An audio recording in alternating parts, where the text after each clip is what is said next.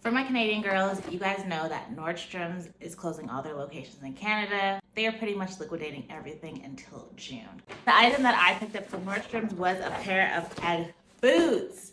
Here's the big reveal.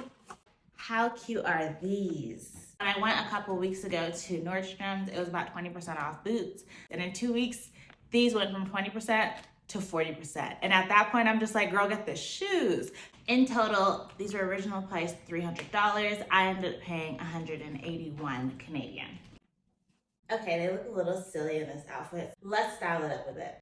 Okay, little turtlenecks, some baggy jeans, a matching jacket. Let me know what you guys think. Do you think this was a steal? Comment below.